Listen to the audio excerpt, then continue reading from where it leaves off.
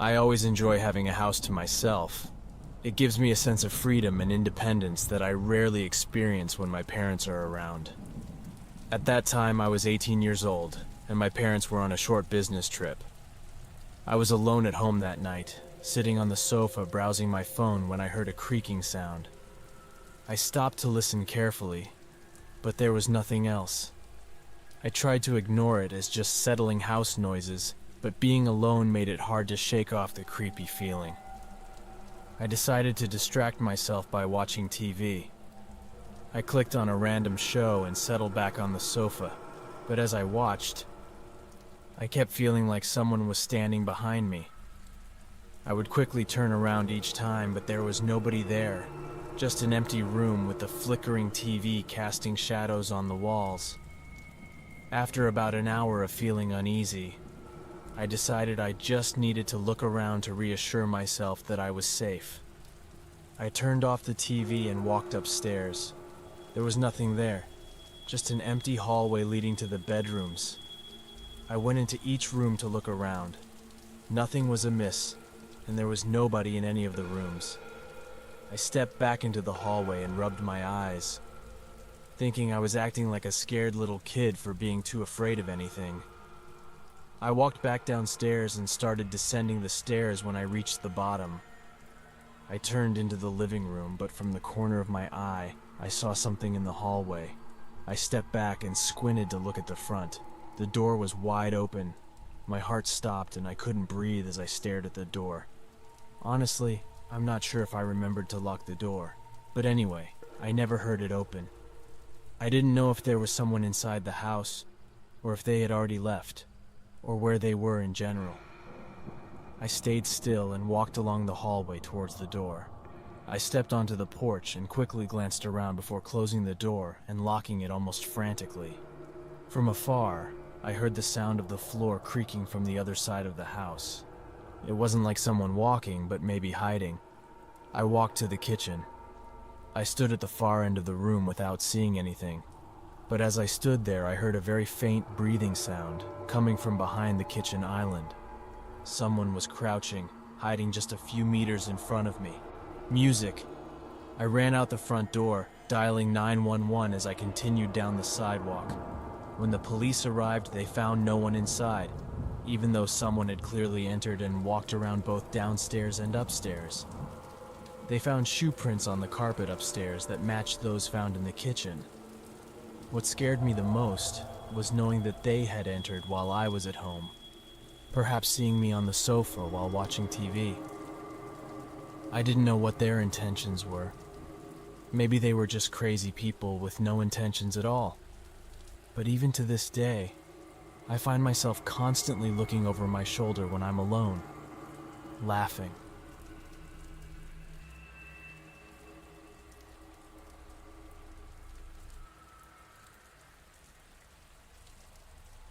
I work unusual shifts at my job, usually starting at 4 in the morning and ending at 4 in the afternoon. When I get off, I go home and immediately sleep for 8 hours, then wake up around 9 in the evening and stay awake until work. I prefer waking up in the following hours. I thought it was just another workday, and I arrived home and slept as usual at 10. I woke up, made some food, did some housework, and at 1 in the morning, I decided to take a walk before work. I do this almost every day before work just to keep my body awake. I put on a thin jacket and went outside. My neighborhood is always quiet and peaceful at these times. That's why I enjoy being awake at these moments. Sometimes it feels like I have the whole world to myself. As I turned onto the small road that passes through the preserved area of my neighborhood, the road was lit by dim lights along the sides as I walked. I saw a figure sitting on the bench underneath. He was quite far away when I first noticed him, maybe 2 or 3 minutes before I got close. But as I got closer, he was still there. I thought he was a jogger, taking a brief rest or something. If not, I didn't know why he was there. As I passed by, he stared at me. I smiled to show I was friendly, but he just stared and didn't say anything, which didn't make me feel any better. So I picked up my pace and planned to turn onto the next path about a quarter mile down. Just a few seconds later, another man came from a corner ahead of me and started walking towards me. I turned my head and saw the man on the bench now also walking towards me. I took a few more steps while my mind raced thinking about what to do. I wasn't sure if this was some kind of trap, but ultimately, I didn't want to take any chances. I veered into the trees and walked fast enough until I forgot about them once I turned off the path. Even though I heard the footsteps of the two men, I ran until I walked quite far into the woods, then settled my breath next to a tree while looking around. I could see both men standing at the edge of the road looking towards me. I took it as a sign that they were working together, so I kept walking through the forest until I found myself on the other side of the neighborhood. I made it home safely, and even went to work right after. I didn't immediately call the police because I wasn't sure if it was really a trap or not. But the more I thought about the men standing together looking into the woods, I decided it was best to call the police just in case. A month later, a woman from my neighborhood was kidnapped while out for a morning walk. I don't know if it was those men or if there was any connection at all, but I had a bad feeling in my heart that I would soon disappear.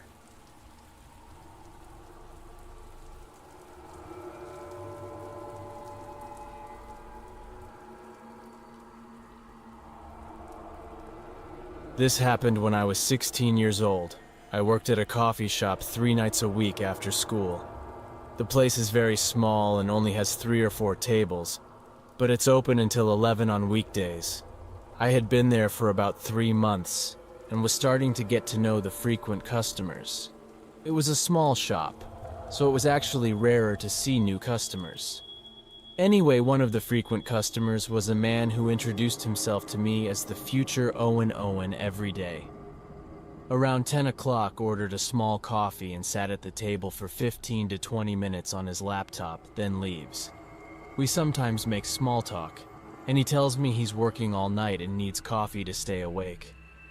I never let conversations go on for too long because I didn't feel comfortable sharing personal details about myself with older men when I was only 16 years old. One night, though, Owen ordered the usual, but when he got his coffee, he told me I looked really cute today. I smiled and said thank you.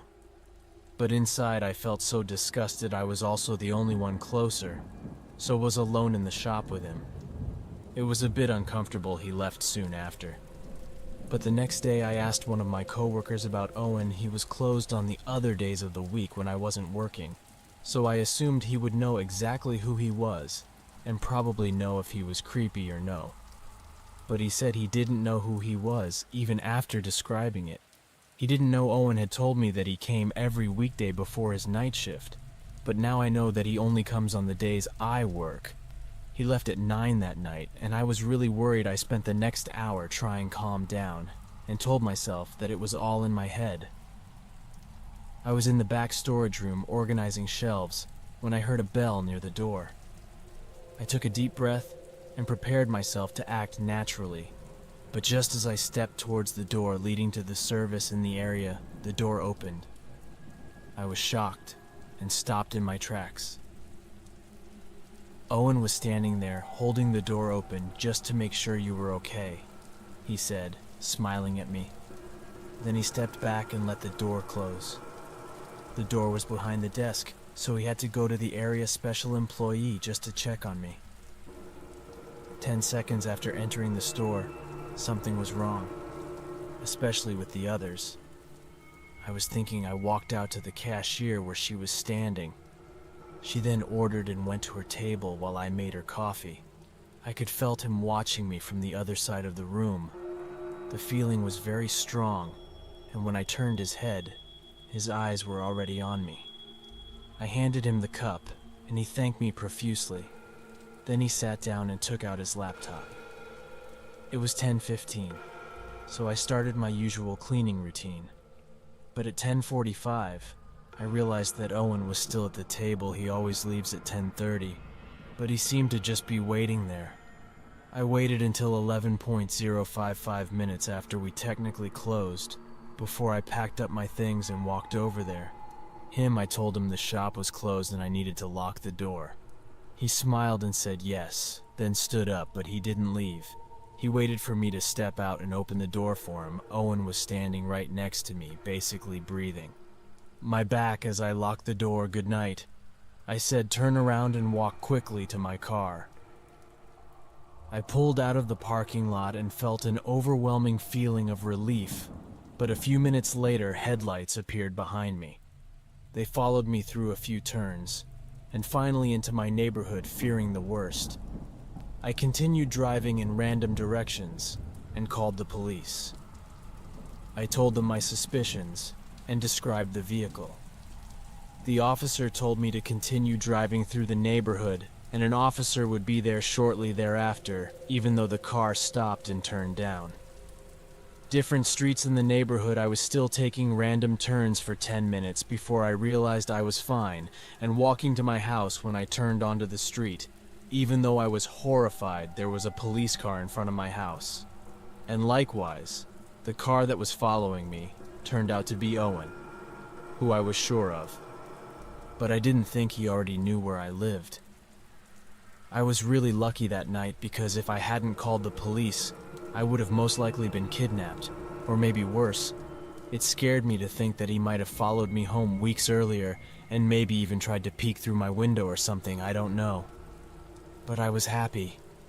It is all over.